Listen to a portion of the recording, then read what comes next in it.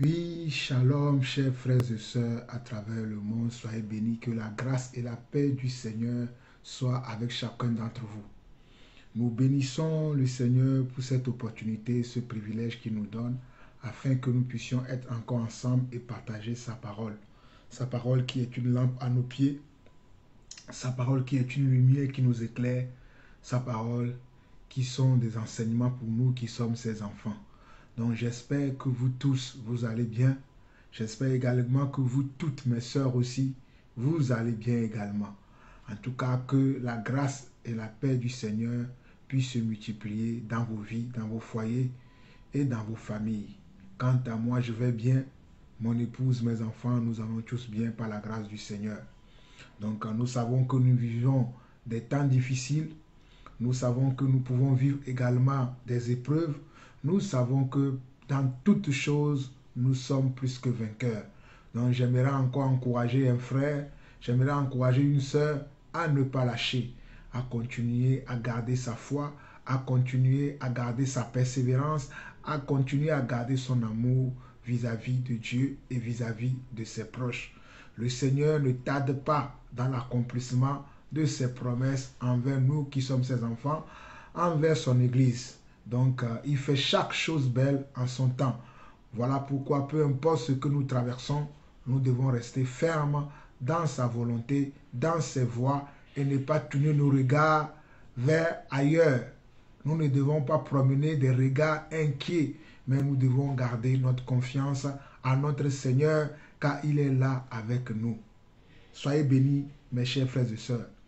Donc, nous allons donner un mot de prière et nous allons continuer notre enseignement sur les fruits de l'esprit ou bien les fruits que nous recevons de l'esprit qui est également la parole de Dieu. Mais quand l'esprit vient à nous, les fruits qu'il produit en nous, que nous sommes en train de voir, nous allons donner un mot de prière et nous allons continuer l'enseignement. Père éternel, Dieu d'amour, Dieu de grâce, Dieu de paix, nous te bénissons, nous te rendons encore toute la gloire. Toi qui es notre Père, toi qui es notre Seigneur, toi qui dis et la chose arrive, toi qui ordonnes et elles existent. Nous voulons te dire encore ce matin merci. Merci de nous avoir réveillés en pleine et due forme. Merci d'avoir permis que chacun d'entre nous puisse bien se porter. Merci parce que tu veilles sur nos allées et nos retours. Merci parce que tu veilles sur nos familles, nos enfants, nos proches et que tu veilles également sur ton Église. Merci parce que tu permets également que nous puissions manger à notre faim et que nous puissions boire également à notre soif. Mais Seigneur, nous sommes très heureux, encore très heureux, parce qu'au-delà de toutes ces choses que tu fais dans notre vie, tu nous accompagnes avec ton esprit. Tu nous accompagnes avec ta parole. Tu nous accompagnes, Seigneur Dieu, oh Papa, avec, Seigneur Dieu, ton esprit que toi-même tu as mis à l'intérieur de chacun d'entre nous, afin que là où tu es, que nous puissions y être également. Voilà pourquoi nous voulons te dire encore merci pour le don du Saint-Esprit. Merci Seigneur Dieu pour les fruits de l'Esprit également en nous. Et Seigneur Dieu, aide-nous Seigneur à développer Seigneur Dieu toutes les capacités, tous les fruits, tous les bénéfices qui sont dans l'Esprit. Aide-nous Seigneur Dieu, Papa, à les développer dans notre vie afin que nous puissions te ressembler corps, âme et esprit, Papa. Nous voulons te ressembler en toutes choses. Voilà pourquoi nous te supplions encore aujourd'hui. Père éternel, toi qui fais grâce de génération en génération, Papa, fais-nous encore grâce afin que le don de l'Esprit que tu nous as accordé, que nous puissions profiter de tous ces bienfaits dans notre vie et dans la vie de l'Église, Papa. Reçois la gloire, l'honneur et la puissance pour des siècles. Au nom de Jésus-Christ, nous avons ainsi prié. Amen. Alors, mes chers frères, ce sont là les mots de prière. Nous allons maintenant voir aujourd'hui la bonté de Dieu et la bienveillance qui font partie des fruits de l'esprit que nous voyons dans Galates 5, 22. La dernière fois, nous avons vu la patience et après, nous avons vu la fidélité qui n'est pas marquée dans Galates 5, 22, mais que nous recevons également comme un fruit de l'esprit lorsque l'esprit vient dans notre vie. Ce ne sont pas des choses, comme je l'ai dit la toute dernière fois, que ce ne sont pas des choses qui vont se manifester à notre conversion tout de suite, Mais avec le temps, quand nous avons grandi avec le Seigneur, les fruits de l'esprit vont se développer en nous. Ou bien les caractéristiques de l'esprit vont se voir en nous. Et c'est pour cela que nous prions encore le Seigneur pour qu'il nous ouvre les yeux, nous qui sommes ses enfants, nous qui sommes ses serviteurs, ses servantes, qu'il nous ouvre les yeux afin que nous puissions comprendre sa parole telle qu'elle est véritablement. Que nous n'ayons pas des idées conçues ou des idées préconçues qui n'ont rien à voir avec la parole, mais que le Seigneur puisse nous faire grâce afin que nous puissions comprendre réellement sa parole et recevoir également de cette parole la vérité, cette vérité qui nous affranchit. Car il est écrit également que vous connaîtrez la vérité et la vérité vous affranchira. Donc nous voulons être affranchis, nous voulons recevoir de Dieu tout ce qu'il a préparé pour nous. Et tout ce qu'il a préparé pour nous, il nous l'a donné par son esprit. Voilà pourquoi celui qui a l'esprit de Dieu doit manifester les fruits de l'esprit de Dieu. Nous bénissons le Seigneur pour le fruit de la patience que nous avons déjà vu. Nous bénissons également le Seigneur pour le fruit de la fidélité. Et n'oubliez pas que nous avons dit que la fidélité, c'est également la foi.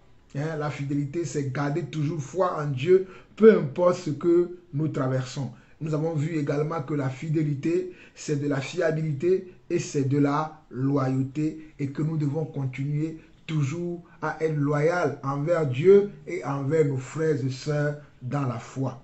Donc aujourd'hui, nous allons voir le fruit de la bonté et le fruit de la patience si nous avons le temps. Mais si nous n'avons pas le temps, nous resterons que sur le fruit de la bonté. Mais si nous avons le temps, nous verrons également le fruit de la bienveillance. Comme je l'ai dit tout à l'heure, ce sont les fruits dont Galates 5, 22 nous parle. Alors, nous allons voir quelques passages pour essayer de voir dans ces passages-là en quoi consiste réellement la bonté de Dieu. En quoi consiste réellement le fruit de la bonté. Donc nous allons aller voir quelques passages de la Bible. Il y en a plusieurs.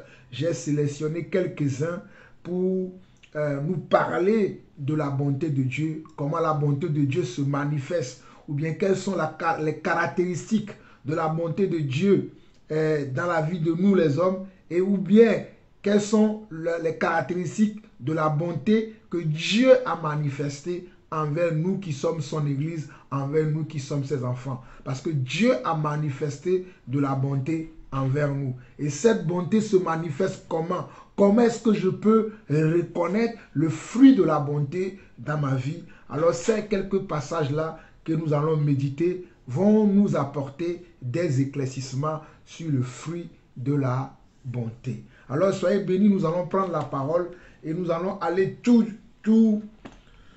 on va aller dans Exode. On va aller dans Exode 33. Exode 33, je crois. Oui, Exode 33, nous allons lire dans le verset. Exode 33, le verset 19 au verset 23. Exode 33, le verset 19 au verset 30. On peut même lire à partir du verset 18. Moïse dit, « Fais-moi voir ta gloire. » L'Éternel répondit, « Je ferai passer devant toi toute ma bonté, et je proclamerai devant toi le nom de l'Éternel. Je fais grâce à qui je fais grâce, et miséricorde à qui je fais miséricorde. » L'Éternel dit, « Tu ne pourras pas voir ma face, car l'homme ne peut me voir et vivre. » L'Éternel dit, « Voici un lieu près de toi, tu te tiendras sur le rocher. Quand ma gloire passera, je te mettrai dans un creux du rocher et je te couvrirai de ma main jusqu'à ce que j'ai passé. Et lorsque je retournerai ma main, tu me verras par derrière, mais ma face ne pourra pas être vue. » Excusez-moi, j'ai mal lu. Je vais relire. Moïse dit, « Fais-moi voir ta gloire. » C'est Moïse qui demande à Dieu de lui faire voir sa gloire. Et Dieu lui répond, à partir du verset 19, Dieu lui répond ceci.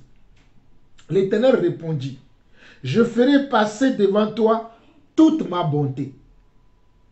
Moïse désirait voir Dieu. Et Dieu lui a dit, au lieu que tu me vois, moi je ferai passer devant toi toute ma bonté. Et je proclamerai devant toi le nom de l'Éternel. Je fais grâce à qui je fais grâce et miséricorde à qui je fais miséricorde. L'Éternel dit encore, tu ne pourras pas voir ma face, car l'homme ne peut me voir et vivre. L'Éternel dit, voici un lieu près de moi, tu te tiendras sur le rocher. Quand ma gloire passera, je te mettrai dans un creux du rocher et je te couvrirai de ma main jusqu'à ce que j'ai passé. Et lorsque je retournerai ma main, tu me verras par derrière, mais ma face ne pourra pas être vue. Voilà, c'est ainsi que Moïse a demandé à Dieu, parce que Moïse voulait voir son Dieu. Et Dieu lui a répondu en lui disant, tu ne pourras pas me voir, mais tu verras ma bonté. Alléluia. Moïse a fait une doléance. Il a fait une requête à Dieu. Il désirait voir Dieu. Il désirait voir qui est son Dieu. Il désirait voir son apparence. Mais Dieu lui répond, je ferai passer devant toi ma bonté. Donc, au lieu de me voir moi-même, tu verras ma bonté. Tu verras comment je suis bon. Parce que ce que tu me demandes, l'homme ne peut pas voir ma face et vivre. Et comme tu es un homme, et que moi je suis bon envers toi, je vais être bon avec toi, je te prendrai dans le creux de ma main, je te cacherai dans un endroit et je passerai. Et quand je passerai, toi tu verras mon derrière et tu ne verras pas ma face telle que je suis. Car l'homme ne peut voir ma face et vivre parce que si tu vois ma face, tu ne pourras pas vivre. Mais néanmoins, je te ferai voir mon derrière. C'est ainsi que le Seigneur a répondu à Moïse et il a fait. Et Moïse a vu le derrière de Dieu. Et Dieu a dit, c'est ça ma bonté envers toi. Voilà comment je vais être bon avec toi. Parce que dans le mot bonté, n'oubliez pas, il y a le mot bon et il y a aussi le mot bonheur. Dans le mot bonté, il y a le mot bon et il y a aussi le bonheur. Qu'est-ce que l'homme veut? L'homme veut être comment? L'homme veut être dans la bonté et l'homme recherche également le bonheur. Et voilà pourquoi Dieu a voulu être bon envers Moïse. Quand Moïse l'a demandé au verset 18, fais-moi voir ta gloire. Fais-moi voir ta gloire, veut dire, fais-moi voir qui tu es. Et Dieu va lui répondre, je ferai passer devant toi ma bonté. Et je proclamerai devant toi le nom de l'Éternel. Je ferai passer devant toi ma bonté. Alléluia. Dieu avait aimé la doléance de Moïse. Dieu avait apprécié la doléance de Moïse. Voilà pourquoi Dieu va faire passer comment? Devant Moïse, sa gloire. Pas de face, mais de derrière. Il n'a pas vu la gloire de Dieu de face, comme vous me voyez de face au travers de cette vidéo, mais et Moïse l'a vu par derrière et c'était ça la bonté de Dieu. Et de la même manière que Moïse ne pouvait pas voir la bonté de Dieu, de la même manière que Moïse ne pouvait pas voir la gloire de Dieu de face, le visage de Dieu de face, de la même manière que je peux vous dire, mes frères et sœurs, parfois nous ne pouvons pas voir la bonté de Dieu physiquement comme ça dans notre vie. Parfois nous ne pouvons pas le voir comme ça, mais nous allons le ressentir. Car la bonté de Dieu ne se voit pas à l'œil nu, mais elle se sent, elle se vit, elle se ressent. Parce que Dieu a dit à Moïse ici, tu ne peux pas voir ma gloire. De la même manière que nous aussi, dans notre vie des fois, nous ne verrons pas la bonté de Dieu comme ça physiquement. Mais nous allons le sentir. Nous allons le ressentir. Et parfois même, il y a des situations que nous allons traverser Et nous allons voir que Dieu s'est manifesté envers nous par sa bonté. Car la bonté de Dieu, c'est l'amour de Dieu. Mes chers frères et sœurs, la bonté de Dieu, c'est l'amour de Dieu. Voilà pourquoi des fois, nous n'allons pas le voir comme ça, la bonté de Dieu physiquement, mais nous allons le ressentir. Que ce soit dans notre cœur, que ce soit dans nos émotions, que ce soit dans nos sentiments, que ce soit comment? Que ce soit dans les épreuves que nous traversons, les situations que nous traversons, nous allons ressentir la bonté de Dieu. Parce que la bonté de Dieu, c'est l'amour de Dieu. Allons dans 1 Corinthiens 13, verset 4. 1 Corinthiens 13, verset 4. 1 Corinthiens 13,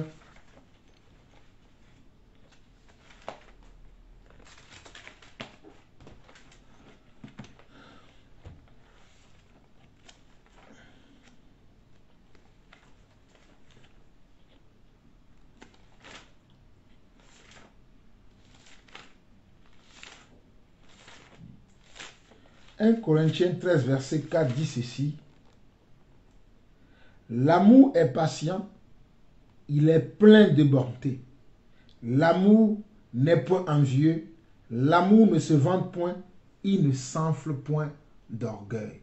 Voilà pourquoi je vous disais tout à l'heure que la bonté de Dieu, c'est également l'amour de Dieu. Voilà pourquoi dans 1 Corinthiens 13, le verset 4, on dit l'amour est patient, il est plein de bonté.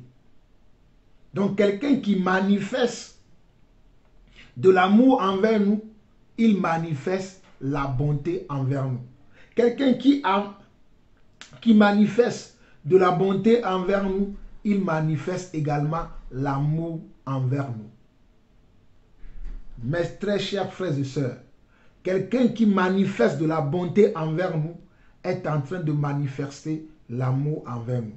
Quelqu'un qui manifeste de l'amour envers nous est en train de manifester la bonté de Dieu envers nous. Car dans 1 Corinthiens 13, le verset 4, on nous dit l'amour est patient, il est plein de bonté. Si l'amour est plein de bonté, ça veut dire que l'amour, c'est la bonté. L'amour, c'est la bonté. L'amour, c'est la bonté. Et la bonté, c'est l'amour. Voilà pourquoi la suite du passage dit, l'amour n'est point envieux. L'amour ne se vante point, il ne s'enfle point d'orgueil. Donc, l'amour est plein de bonté. Donc, si je reçois une manifestation d'amour envers moi, c'est une manifestation de la bonté. Si je reçois de la bonté dans ma vie, c'est une manifestation de l'amour envers moi ou bien envers ma personne. Alléluia. C'est très important que nous puissions comprendre l'amour de cette manière-là. Nous pouvons aller voir également Tite 3, allons lire. Nous sommes en train de voir le fruit de la bonté. Nous pouvons aller lire Tite 3. Tite 3, le verset 4 nous dit quelque chose de très important qui va nous expliquer également la bonté. Donc allons-y dans Tite 3. Tite 3, j'ai noté ce passage aussi, Tite 3, le verset 4. Regardez, Tite 3, verset 4 nous dit, mais lorsque la bonté de Dieu, notre Sauveur et son amour pour les hommes ont été manifestés, verset 5, il nous a sauvés, non à cause des œuvres de justice que nous aurions fait, mais selon sa miséricorde, par le bain de la régénération et le renouvellement du Saint-Esprit. Regardez Tite 3, verset 4 et 5 qui dit, mais lorsque la bonté de Dieu, notre Sauveur et son amour pour les hommes ont été manifestés. Donc même le salut de Dieu que nous avons reçu, c'est pas l'amour et la bonté de Dieu que nous l'avons reçu. Voilà pourquoi dans Tite 3, le verset 4 et 5, on nous dit, mais lorsque la bonté de Dieu, notre Sauveur et son amour pour les hommes ont été manifestés. Donc, la manifestation de notre Seigneur Yeshua HaMashiach sur la terre a été la bonté de Dieu, a été l'amour de Dieu envers l'humanité. La manifestation de Yeshua HaMashiach, la manifestation de Jésus-Christ sur la terre ont été quoi? Ont été la révélation. Ont été la révélation de la bonté de Dieu et de l'amour de Dieu envers nous les humains qui sont sur la terre. Voilà pourquoi au verset 5, il nous a dit, il nous a sauvés, non à cause des œuvres de justice. Nous savons que ce ne sont pas par nos œuvres que nous sommes sauvés, mais par l'amour de Dieu. Car la Bible dit que Dieu a tant aimé le monde qu'il a donné son Fils afin que quiconque croit en lui ne périsse point, mais qu'il ait la vie éternelle. Il a donné quel Fils? Son Fils unique. C'est par la bonté de Dieu que Dieu a livré son Fils unique pour vous et moi. C'est ça l'amour de Dieu. L'amour donne sans regret. L'amour donne sans demander rien en contrepartie. Parce qu'on nous dit ici au verset 5, il nous a sauvés, non à cause des œuvres de justice que nous aurions faites. Il nous a sauvés, non à cause des œuvres de justice que nous aurions faites, mais selon sa miséricorde, par le bain de la régénération et le renouvellement du Saint-Esprit. Et le renouvellement du Saint-Esprit. Donc dans Tite 2, le verset 4, nous voyons la bonté de Dieu qui s'est manifestée par notre Seigneur Jésus-Christ. Par notre Seigneur Jésus-Christ. Par le bain de la régénération qui nous a donné afin que nous devenions ses enfants d'adoption. Donc c'est la manifestation de la bonté de Dieu qui est Jésus-Christ. Mon frère, je te dis cela, pour que n'oublie pas ça, ma soeur n'oublie pas ça. La bonté de Dieu, c'est Jésus-Christ. Alléluia. La bonté de Dieu, c'est Yeshua HaMashiach qui est mort à la croix pour chacun d'entre nous. La bonté de Dieu, c'est Jésus qui est allé subir les moqueries, qui est allé subir les railleries, qui est allé subir la mort à la croix de Golgotha pour que toi et moi, nous soyons sauvés. Alléluia. Voilà pourquoi nous devons donner une importance. Nous devons donner une importance à la bonté de Dieu dans notre vie. Voilà pourquoi nous aussi, nous devons être bons envers nos frères et sœurs. Si Dieu a été bon envers nous, parce que la bonté, c'est quelque part une forme de miséricorde. Parce que le verset 5 le dit, hein, il nous a sauvés, non à cause des œuvres de justice que nous aurions faites, mais selon sa miséricorde. Donc la bonté, c'est une grande miséricorde que le Seigneur a pour nous. Et nous devons aussi avoir ces qualités-là, cet aspect-là aussi en nous. Parce que ça fait partie de comment? Des fruits de l'esprit. La bonté fait partie du fruit de l'esprit. Donc nous aussi, nous devons travailler ce côté-là en nous. Nous devons développer cet aspect de l'esprit qui est la bonté de Dieu en nous aussi. Et en étant comment? En étant bon envers nos frères et sœurs. Nous devons être bons envers nos frères et sœurs. Voilà pourquoi dans Éphésiens 4, allons lire Éphésiens 4 rapidement.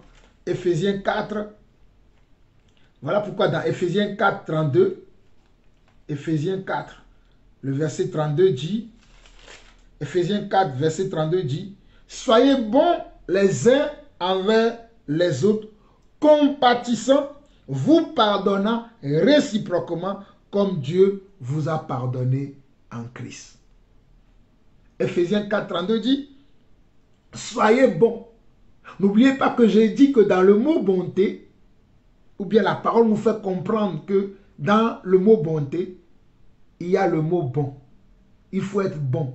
Quelqu'un qui est bon, c'est quelqu'un qui pratique la compassion, qui pratique le pardon.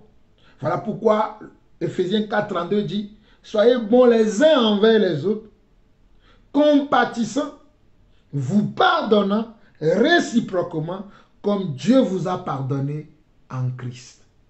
Vous voyez? Oh, alléluia, la parole de Dieu. Hein. Soyez bons les uns envers les autres, compatissants, vous pardonnant réciproquement, comme Dieu vous a pardonné en Christ Jésus. Comme Dieu vous a pardonné en Christ Jésus. Donc, nous savons que dans la bonté, il y a aussi quoi? Il y a aussi la compassion. Dans la bonté, il y a aussi la compassion. Dans la bonté, il y a la compassion. Il y a la miséricorde. Voilà pourquoi Ephésiens 4:32 dit « Soyez bons les uns envers les autres, compatissants, vous pardonnant réciproquement. » Dans la bonté, il y a également le pardon. Tu as marché sur moi, mon frère, mais je te pardonne parce que je veux être bon envers toi. Tu m'as injurié, mais je te pardonne parce que je veux être comment? Bon envers toi. Je veux te manifester de la bonté. Tu m'as manqué de respect, mais je ne veux pas considérer ça, je ne veux pas considérer le manque de respect que tu as eu envers moi parce que je veux avoir de la bonté envers toi. Tu médis sur moi, je te pardonne parce que je veux avoir de la bonté envers toi. Tu as de la colère, de la rancœur envers moi, mais je ne veux pas considérer ce que tu fais parce que je veux être bon envers toi. Voilà pourquoi Ephésiens 4:32 dit « Soyez bons les uns envers les autres, compatissants, vous pardonnant réciproquement comme Dieu vous a pardonné en Christ. » Tu t'es moqué de moi, mon malheur t'a réjoui. Mes épreuves te réjouissent. Tu te dis, n'est-ce pas, il dit qu'il a la foi. N'est-ce pas, il dit qu'il est croyant. N'est-ce pas, il dit qu'il est fort. Regarde comment il souffre. Tu te moques des épreuves par lesquelles je suis en train de passer. Mais je ne vais pas regarder cela. Je vais oublier ce que tu fais. Je vais manifester de la compassion envers toi. Je vais manifester de la miséricorde envers toi. Alors si tu as le don ou bien si tu as le fruit de la bonté, c'est ainsi que tu dois te comporter dans les situations que tu vas traverser, dans les épreuves que tu vas traverser. C'est de cette manière-là que tu vas exercer ta compassion, que tu vas exercer ta foi, que tu vas exercer ta miséricorde et que nous saurons que le fruit de la bonté est en toi. Alors, mes chers frères et sœurs, nous allons aller voir également Psaume 31, nous sommes en train de voir la bonté. Nous allons aller voir également Psaume 31. Psaume, allons lire Psaume 31. Psaume 31. Psaume 31.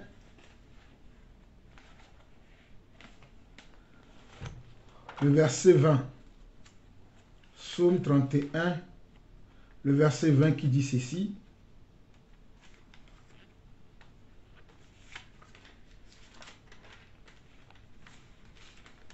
Psaume 31, le verset 20 dit ceci. Oh, combien est grande ta bonté, que tu tiens en réserve pour ceux qui te craignent, que tu témoignes à ceux qui cherchent en toi leur refuge. Oh, alléluia. Regardez ce que le psalmiste écrit. Oh, combien est grande ta bonté, que tu tiens en réserve pour ceux qui te craignent, que tu témoignes à ceux qui cherchent en toi leur refuge. Regardez, le psalmiste dit, oh, combien est grande ta bonté, que tu tiens en réserve pour ceux qui te craignent. Combien est grande ta bonté, que tu tiens en réserve pour ceux qui te craignent, que tu témoignes à ceux qui cherchent en toi leur refuge. Alors mon frère, alors ma soeur, je ne sais pas quelle est la grandeur de l'épreuve que tu traverses. Je ne connais pas la force, la poussée de la situation difficile dans laquelle tu te retrouves. Mais il est écrit dans le psaume 31, le verset 20, que grande est la bonté que Dieu réserve pour ceux qui le craignent. Grande est la bonté que Dieu réserve pour ceux qui le craignent. Alors mon frère, peu importe la situation que tu traverses, peu importe le calvaire que tu subis, peu importe l'humiliation dans laquelle tu te retrouves, continue à craindre ton Seigneur. Continue à craindre ton Dieu. Continue à manifester de l'amour, de la crainte envers le Seigneur notre Dieu, et tu verras sa bonté se manifester dans ta vie. Et nous qui sommes enfants de Dieu également, nous devons manifester cette bonté envers nos frères et sœurs parce qu'ils craignent aussi le Seigneur. Parce que regardez, c'est une qualité du Seigneur que le Seigneur tient en réserve. C'est un fruit que le Seigneur possède, mais il le garde en réserve. Pour qui? Pour ceux qui le craignent. Donc la crainte de Dieu va nous procurer des merveilles dans notre vie. Va nous procurer tout le temps d'avoir la bonté, le regard de Dieu sur nous. Hein? L'amour de Dieu sur nous. Par quoi? Par la crainte de Dieu que nous avons dans notre attitude, dans notre caractère, dans notre manière de marcher, dans notre manière de parler, dans notre manière d'agir. Oh, le psalmiste dit, oh, combien est grande ta bonté, que tu tiens en réserve pour ceux qui te craignent. Dieu tient comment? Une grande bonté en réserve pour ceux qui le craignent. Parce que tu crains Dieu, Dieu garde en réserve sa bonté. Et si Dieu garde en réserve sa bonté, ça veut dire que Dieu garde en réserve son pardon pour toi. Il garde en réserve comment? Sa compassion ou ses compassions pour toi. Il garde en réserve son amour pour toi. Parce que nous avons vu que la bonté de Dieu, c'est la compassion de Dieu, c'est l'amour de Dieu et c'est la miséricorde de Dieu. Mais dans le psaume 31, le verset 20, on nous dit, oh, combien est grande ta bonté que tu tiens en réserve pour ceux qui te craignent. Combien est grande ta bonté que tu tiens en réserve pour ceux qui te craignent. Cela voudrait dire également combien est grande la bienveillance, la compassion, la miséricorde, le pardon que tu tiens en réserve pour ceux qui te craignent. Que tu témoignes à ceux qui cherchent en toi leur refuge. Que tu témoignes à ceux qui cherchent en toi leur refuge. Mon frère, ma soeur, notre refuge, nous n'allons pas le chercher ailleurs. Notre refuge, nous n'allons pas le chercher ailleurs. Voilà pourquoi David dira, je lève mes yeux vers la montagne d'où me viendra le secours, car le secours me vient de l'Éternel.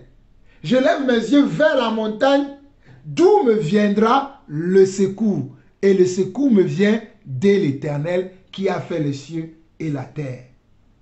Voilà pourquoi nous aussi, nous devons comprendre que Dieu fait de belles choses dans notre vie. Dieu veut faire de belles choses dans notre vie. Dieu veut faire de grandes choses dans notre vie. Alléluia. Si nous continuons à lui faire confiance et que nous cherchons en lui notre refuge dans nos moments de comment, dans nos moments d'épreuve, dans nos moments d'opposition, dans nos moments de difficulté, dans nos moments où nous rencontrons beaucoup de situations difficiles, nous devons aller chercher refuge chez le Seigneur. Mais pas ailleurs, chez le Seigneur. Car il dit dans le psaume 31, verset 20, « Combien est grande ta bonté que tu tiens en réserve pour ceux qui te craignent. » Alors mon frère, est-ce que toi aussi tu as ce fruit-là en toi? Ah là là, la bonté de Dieu. Est-ce que tu as développé ce côté de l'esprit en toi? Le but de cet enseignement, c'est de nous aider, nous aussi, à développer ces capacités, ces aspects de Dieu aussi en nous. Parce que Dieu, c'est l'esprit. Et c'est l'esprit qui fait ces choses. Alléluia. Et nous devons aussi, à notre tour, développer ces capacités aussi en nous. Voilà pourquoi nous pouvons voir également le psaume 23, le verset 6 qui dit, oui, le bonheur et la grâce m'accompagneront tous les jours de ma vie et j'habiterai dans la maison de l'Éternel jusqu'à la fin de mon jour. Jusqu'à la fin de mes jours. Je vous ai dit également que dans le mot bonté, nous avons le mot bonheur. Dans le mot bonté, nous avons le mot bonheur. Voilà pourquoi David dira, oui, le bonheur et la grâce m'accompagneront tous les jours de ma vie et j'habiterai dans la maison de l'Éternel jusqu'à la fin de mes jours. Oui, le bonheur et la grâce m'accompagneront tous les jours de ma vie et j'habiterai dans la maison de l'Éternel jusqu'à la fin de mes jours. Le bonheur, c'est la bonté de Dieu. Alléluia. Dieu va faire que tu vas rencontrer de bonheur sur ton chemin. Dieu va faire que tu vas rencontrer des gens qui seront bons envers toi, qui vont user de la bonté envers toi, qui vont user de la miséricorde envers toi, qui vont user de la compassion envers toi, qui vont user de l'amour envers toi, qui vont user de la patience envers toi, parce que tu es un choisi de Dieu, tu es un élu de Dieu et que l'Esprit de Dieu est en toi. Alléluia. Oh, oui, le bonheur et la grâce m'accompagneront tous les jours de ma vie et j'habiterai dans la maison de l'Éternel jusqu'à la fin de mes jours. Et Psaume 27. Allons regarder également le Psaume 27, le verset 13. Psaume 27, le verset 13 dit, oh, si je n'étais pas sûr de voir la bonté de l'Éternel sur la terre des vivants. Oh, si je n'étais pas sûr de voir la bonté de l'Éternel sur la terre des vivants. Oh, si je n'étais pas sûr de voir la bonté de l'Éternel sur la terre des vivants. Ça, c'est le psalmiste qui parle encore comme ça. C'est David qui parle encore comme ça, en disant, s'il n'était pas sûr. Rassurez-vous, mes chers frères et sœurs à travers le monde. Nous verrons la bonté de l'Éternel sur la terre des vivants. C'est lui qui nous a appelés. C'est lui qui nous a amenés dans son royaume. C'est lui qui nous a choisis. Et c'est lui qui fait de nous ses enfants. Donc il manifestera tout le temps sa bonté envers nous.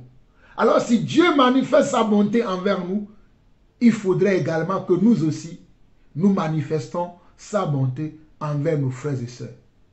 Si nous sommes ses enfants, si nous disons que son esprit est en nous, si nous disons que nous sommes ses fils, qu'il a fait de nous ses fils et ses filles, nous devons également manifester la bonté de Dieu envers nos frères et sœurs. Voilà pourquoi le psalmiste dit ici, oh, si je n'étais pas sûr de voir la bonté de l'Éternel sur la terre des vivants.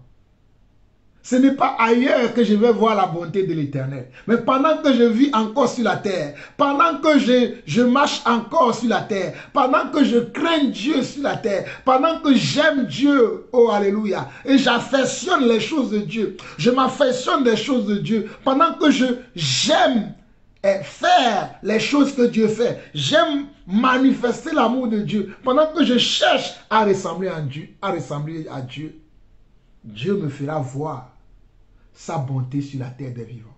Il ne m'abandonnera pas. Il ne me laissera pas livrer à moi-même. Il sera avec moi pour m'accompagner dans cette démarche, pour m'accompagner tous les jours de ma vie. Il ne me quittera pas. Il ne me laissera pas orphelin. Il a promis. Ne chantons-nous pas que Christ a promis d'être avec nous et que sa fidélité ne dure jamais. Donc je dois avoir l'assurance que c'est sûr que je verrai sa bonté sur la terre des vivants. C'est sûr que je verrai sa bonté sur la terre des vivants. Mes chers frères et sœurs, allons regarder quelque chose dans 1 Chronique 16, le verset 34. 1 Chronique 16, le verset 34. 1 Chronique 16, le verset 34. C'est la même chose que nous sommes en train de voir dans le psaume là. 1 Chronique 16, le verset 34 dit, louez l'Éternel car il est bon, car sa miséricorde dure à toujours. Louez l'Éternel car il est bon. Louez l'Éternel car il est bon, car sa miséricorde dure à toujours. C'est la même chose que nous voyons ici dans le psaume 27, le verset 13 qui dit « Oh, si je n'étais pas sûr de voir la bonté de l'Éternel sur la terre des vivants. » Parce que la miséricorde de l'Éternel dure à toujours. Parce que la bonté de l'Éternel dure à toujours. Parce que le Seigneur est bon. Car le Seigneur est bon. Le Seigneur est bon. Le Seigneur est bon. Le Seigneur est bon. Le Seigneur est si bon. Sa miséricorde dure à jamais. Car le Seigneur est bon, le Seigneur est bon, oui le Seigneur est bon, le Seigneur est bon, le Seigneur est si bon, sa miséricorde dure à jamais. Le Seigneur est bon, sa miséricorde dure à jamais. Et cette bonté qu'il a à l'intérieur de lui, il l'a mis également dans l'esprit qu'il nous a donné, afin que nous puissions manifester ce côté de la bonté de Dieu envers nos frères et sœurs, envers nos enfants, envers notre conjoint.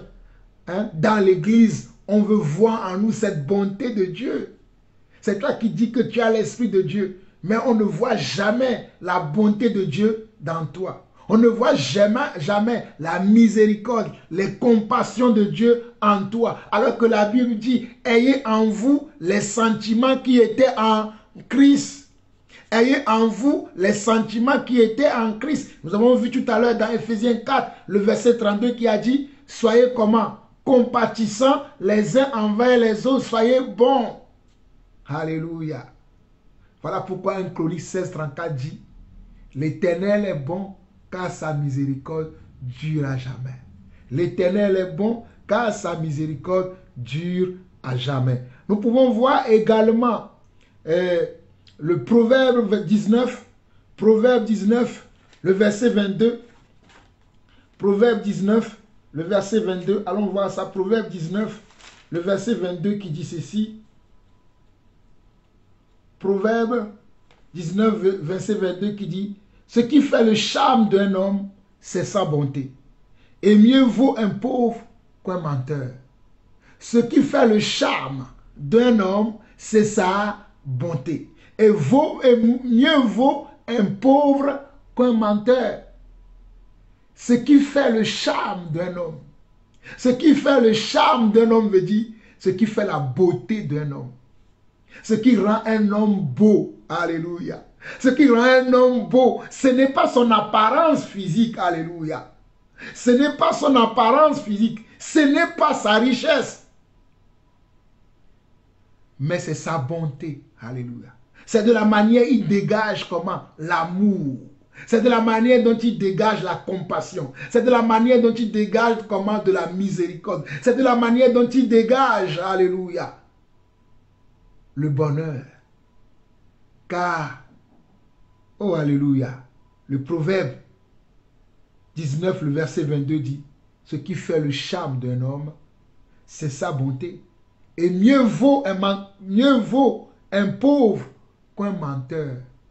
Mieux vaut être avec un pauvre, mais qui manifeste de la bonté, que d'être avec comment? Que d'être avec un homme riche et menteur. Ou bien que d'être avec un menteur. Alléluia. Je peux être avec un homme qui est pauvre, mais qui a de la bonté. Qui a de la bonté veut dire qui m'aime, qui a de l'amour envers moi, qui a de la compassion avec moi. Oh alléluia, qui est attiré par moi. Oh alléluia, qui me comble de joie, qui me comble de paix, qui me comble d'amour. Oh alléluia. Aujourd'hui on va dire, on ne vit pas d'amour et d'eau fraîche. Voilà comme ça que le monde parle aujourd'hui. Et on ne vit pas d'amour et d'eau fraîche. Mais je préfère être auprès d'un homme, être auprès d'une femme qui me manifeste de l'amour que d'être auprès d'un homme ou d'une femme qui me ment. Je préfère ça, moi. Moi, j'ai fait mon choix. Je préfère être à côté d'une femme qui me manifeste de la bonté, qui me manifeste de l'amour, qui me manifeste de la compassion, qui me manifeste de la douceur, qui me manifeste quoi? De la bienveillance, du pardon, de la miséricorde, qui m'aime, qui n'a pas d'orgueil en lui. Parce que nous avons vu dans 1 Corinthiens 13, 4 que l'amour est plein de bonté et comment? Il ne s'enfle point d'orgueil. Oh, alléluia. Proverbe 19, verset 22. Ce qui fait le charme d'un homme, c'est sa bonté. Et mieux vaut un pauvre qu'un menteur. Mieux vaut un pauvre qu'un menteur. Mieux vaut un pauvre qu'un menteur. Aujourd'hui, nous ne voulons pas être à côté des gens qui n'ont pas l'apparence qui nous attire, qui n'ont pas de richesse. Mais souvenez-vous de notre Seigneur Yeshua HaMashiach. Dans Ésaïe 53, on nous dit que son apparence ne pouvait attirer personne. On dit méprisé.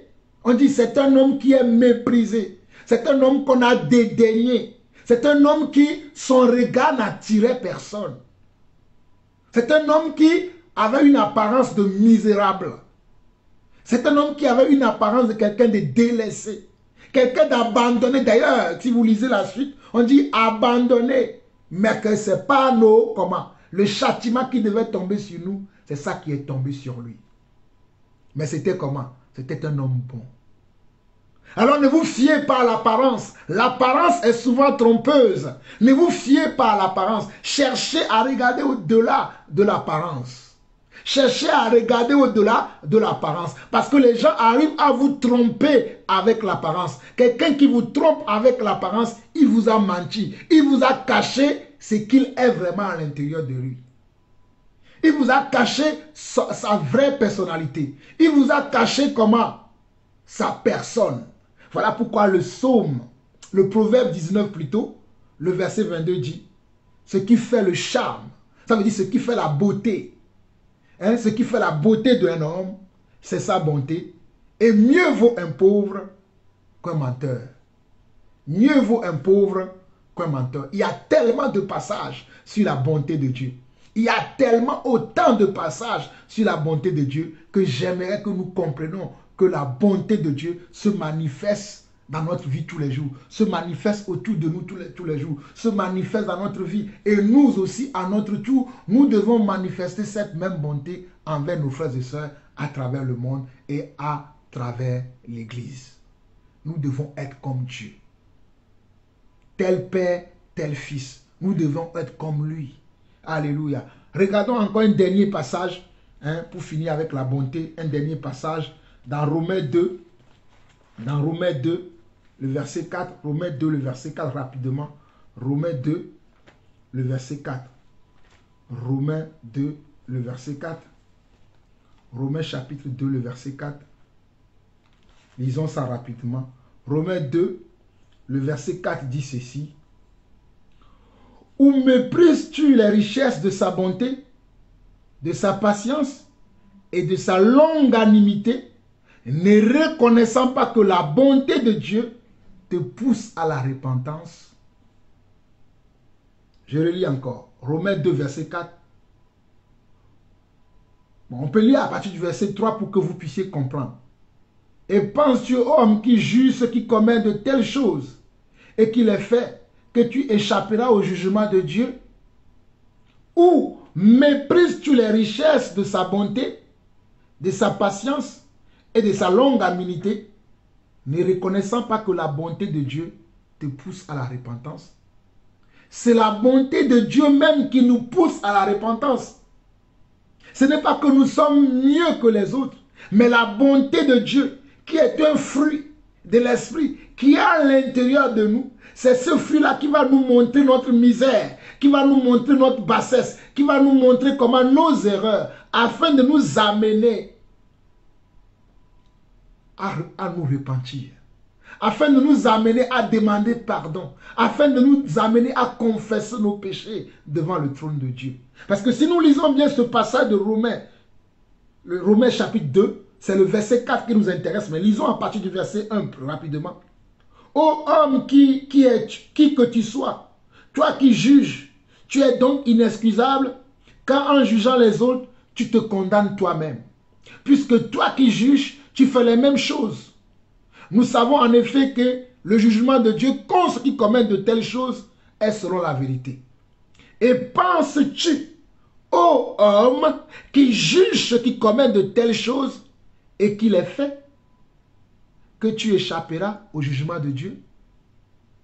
Toi qui penses comme ça à juger les autres, à juger les frères et sœurs, ils ont fait ci, ils ont fait cela, ils ont fait ceci, ils ont fait cela, ils en ont fait aussi quelque chose, ils en ont fait aussi ça, ils en ont fait aussi ça. Mais toi-même, tu reproduis les mêmes choses.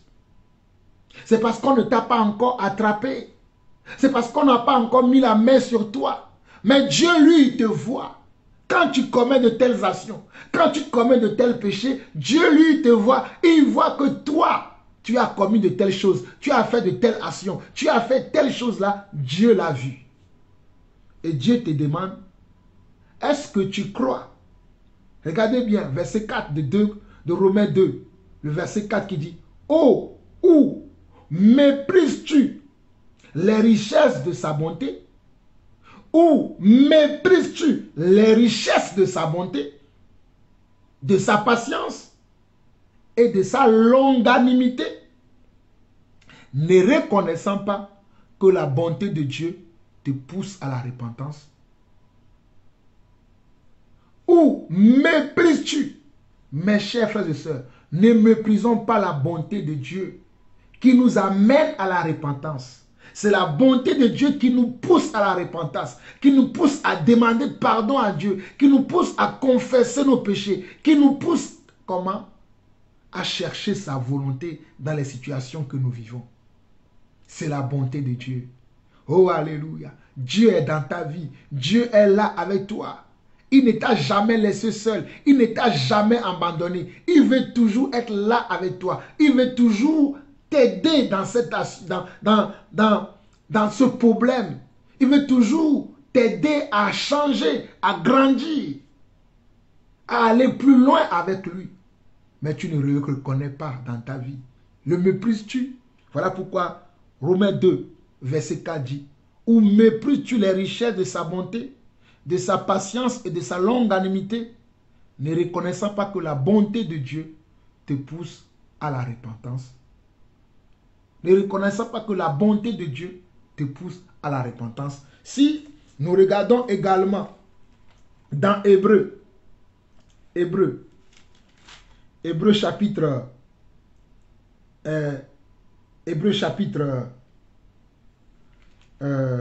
6,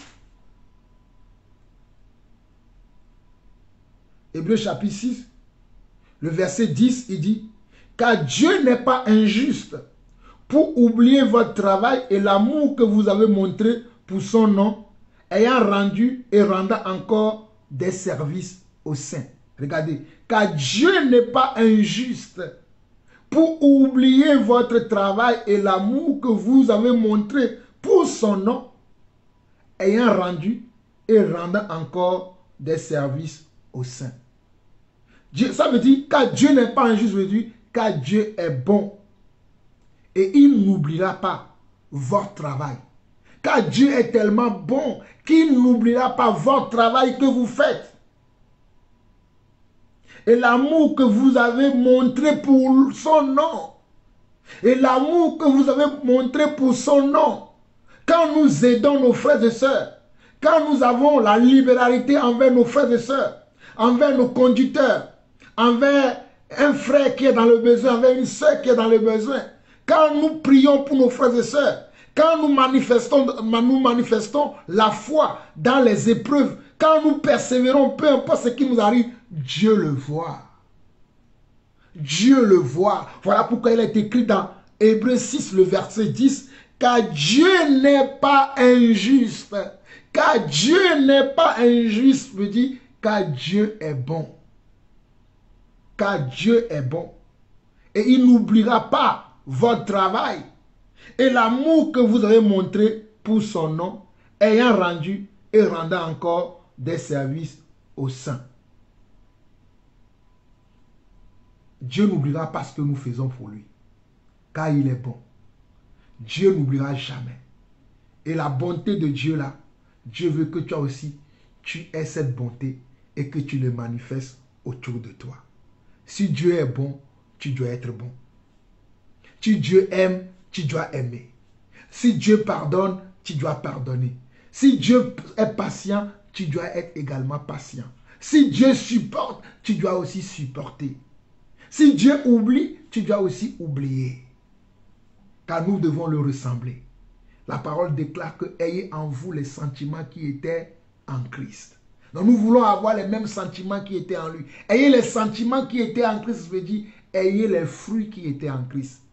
Ayez les fruits qui étaient en Christ. Soyez comme lui, faites comme lui, imitez-le. Voilà pourquoi Paul dira dans 1 Corinthiens chapitre 11, le verset 1, il dira, j'imite Christ.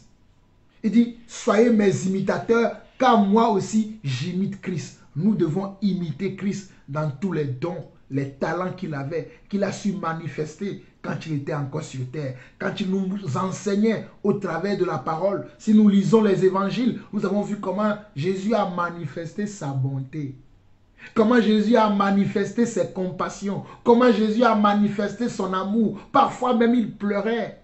Qu'est-ce qui le faisait pleurer? C'était sa bonté qui le faisait pleurer. Qu'est-ce qui lui faisait comment se retenir et être ému des situations qu'il voyait? C'était sa bonté. Pourquoi toi tu ne veux pas aujourd'hui avoir cette bonté envers tes frères et sœurs? Alors que le Seigneur nous aide. Mes frères et sœurs, je vais m'arrêter là pour entamer tout de suite aussi la bienveillance. Mais je vais arrêter cette vidéo-là. Mais je vais commencer tout de suite la bienveillance pour que cela ne soit pas trop long pour vous. Parce que je pense que je vais encore faire une quarantaine de minutes pour parler de la bienveillance également. Donc je vais m'arrêter là. Mais que le Seigneur lui-même puisse renouveler cet enseignement en vous. Puisse vous donner encore des détails. Puisse vous montrer encore davantage comment sa bonté se manifeste dans la parole de Dieu. Il y a tellement beaucoup de passages qui parlent de la bonté de Dieu. Rien qu'à lire les psaumes, il y a tellement beaucoup de bonté dans ce que David a écrit dans les psaumes. J'ai tellement étudié ça, j'ai dit waouh, Dieu est tellement bon. Alors mon frère, je prie que Dieu puisse te faire voir comment se manifeste sa bonté, afin que toi aussi, qui as le Saint-Esprit, et que tu as aussi la bonté, que tu puisses le manifester dans ton quotidien, dans ta vie de tous les jours, vis-à-vis de toi-même, auprès de tes frères et sœurs, envers tes frères et sœurs, envers tes voisins, envers ta famille, que tu sois bon et que tu sois tout le temps dans la bonté. Que le Seigneur te bénisse, toi qui nous as écoutés, toi qui nous as suivis.